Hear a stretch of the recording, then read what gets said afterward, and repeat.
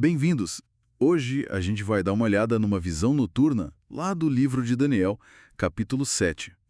O cenário é Babilônia, reinado de Belsazar. Daniel tem um sonho com umas imagens bem fortes, né? 4 animais saindo de um mar agitado. E o nosso papo aqui vai ser tentar entender o que essas feras significam, com base no material que a gente levantou. Preparados para essa investigação? Sim, preparados. E olha, um detalhe importante que as fontes trazem é que, embora o capítulo 7 apareça depois de outros no livro, os eventos que ele narra aconteceram antes. É como um flashback profético, digamos assim.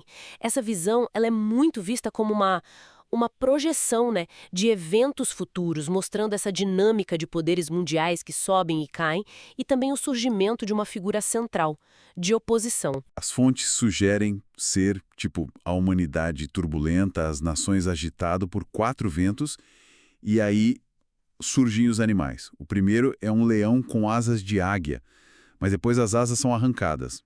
Ele fica de pé e recebe uma mente de homem. Estranho, né? Sim, bastante simbólico.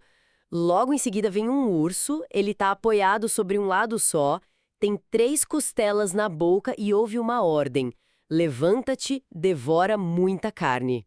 Que imagem! E o terceiro? O terceiro é como um leopardo, mas ele tem 4 asas de ave, o que sugere velocidade, e 4 cabeças, e a ele foi dado domínio. Rápido e múltiplo, então. E o quarto? Esse parece ser o destaque negativo, digamos. Totalmente. Ele é descrito como terrível, assustador, muito forte. Com dentes de ferro, 10 chifres, ele devora, esmaga e ainda pisa o que sobra. Bem diferente dos outros. E o próprio texto ajuda a gente, né? O versículo 17 diz que esses animais são 4 reinos que se levantariam na terra, um depois do outro, não ao mesmo tempo. Ok, 4 reinos sucessivos. Mas quem seriam eles? As fontes que a gente consultou mostram que não há um consenso total. Tem a linha preterista, a historicista. Aqui a coisa começa a ficar interessante, né? Exato. A visão historicista, que aparece bastante no nosso material, geralmente faz uma ponte com aquela estátua de Daniel 2, sabe? A cabeça de ouro, peito de prata. Ah, sim, a estátua dos diferentes metais. Faz sentido conectar. Pois é. Nessa linha, o leão seria Babilônia, o urso, o Império Medo-Persa, o lado levantado poderia ser a Pérsia dominando a Média, e as 3 costelas talvez conquistas importantes como Lídia, Babilônia e Egito. Uhum. E o leopardo? O leopardo seria a Grécia de Alexandre. As 4 asas, a rapidez incrível das conquistas dele. E as 4 cabeças? Bom, a divisão do império entre os generais depois que ele morreu. Cassandro, Lisímaco, Seleuco, Ptolomeu. Certo, bate com a história. E o quarto animal, nessa leitura historicista? Seria Roma. Já a interpretação preterista, que também está nas fontes e é comum em alguns círculos mais críticos, ela vê tudo isso cumprido mais na antiguidade. Eles ligam as feras a impérios até ali pelo século II a.C. Babilônia, Média, Pérsia e o Império Grego, mas com foco nos Seleucidas que vieram depois de Alexandre. E nessa visão preterista, o tal chifre pequeno. Seria Antíoco IV Epifânio, aquele rei seleucida que perseguiu duramente os judeus. O foco dessa interpretação é mais a luta do povo de Deus contra esses opressores históricos. Ok, 2 linhas principais então. Mas voltando ao quarto animal, Roma na visão historicista. A descrição é realmente pesada. Força bruta, crueldade com os dentes de ferro, poder destruidor. Sim, e ele tem 10 chifres. A interpretação historicista mais comum que a gente encontra nas fontes vê esses chifres como os reinos ou tribos bárbaras, né, que surgiram na Europa quando o Império Romano do Ocidente se fragmentou. Ostrogodos, visigodos, francos, essa turma toda. Mas aí entra mais um elemento na visão que parece ainda mais enigmático. Um chifre pequeno que brota no meio dos 10. O que as fontes dizem sobre esse aí? Ah, esse é um ponto-chave.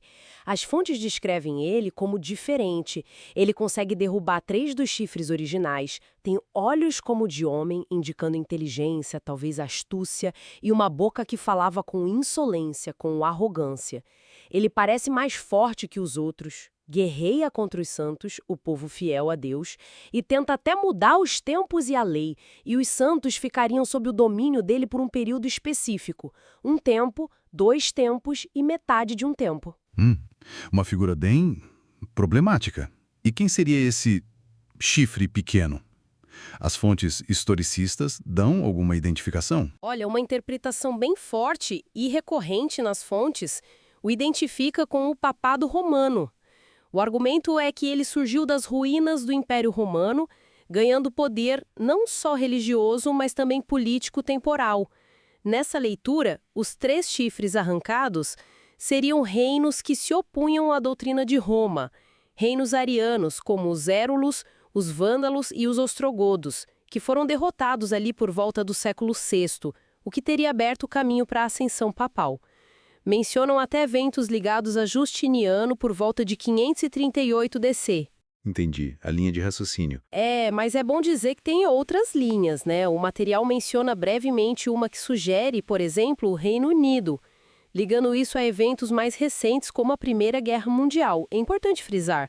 A gente está aqui relatando o que as fontes apresentam, as interpretações que existem, sem tomar partido de nenhuma delas. Claro, nosso papel é explorar o que foi dito. Mas a visão de Daniel não para aí, né?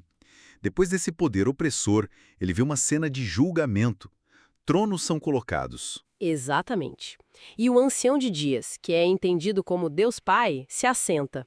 Livros são abertos, um cenário de juízo cósmico mesmo. E qual o resultado desse julgamento, segundo Daniel? O resultado é decisivo. O 4º animal, a besta, é julgado, condenado e destruído. Seu domínio acaba.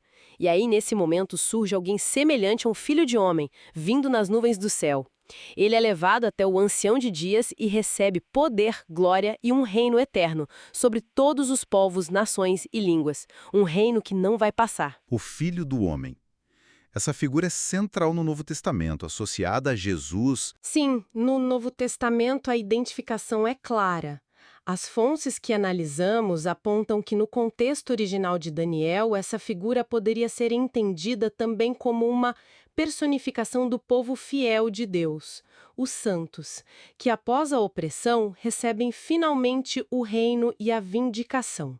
O texto diz que o reino e o domínio e a majestade dos reinos debaixo de todo o céu serão dados ao povo dos santos do Altíssimo. Então, para a gente amarrar o que vimos nas fontes, temos essa sequência de impérios mundiais, bestas que sobem e caem, culminando num poder final muito arrogante, opressor, mas que é seguido por um julgamento divino e, finalmente, a instauração de um reino que não terá fim. Exatamente essa trajetória que as fontes sobre Daniel 7 nos mostram. É uma narrativa que vai do conflito aqui na Terra, da ascensão de poderes que desafiam a Deus e oprimem seu povo, para uma intervenção divina final que estabelece justiça e um domínio permanente. Um domínio entregue àqueles que se mantiveram fiéis. E fica talvez uma provocação final para o nosso ouvinte refletir, com base no que lemos. Essa descrição de um poder que fala com arrogância, que busca mudar até a percepção do tempo e da lei, e que emerge depois da queda de um grande império. Será que a gente consegue reconhecer ecos, talvez, dessa dinâmica em outras estruturas de poder ao longo da história? Quem sabe até hoje? Fica aí a reflexão.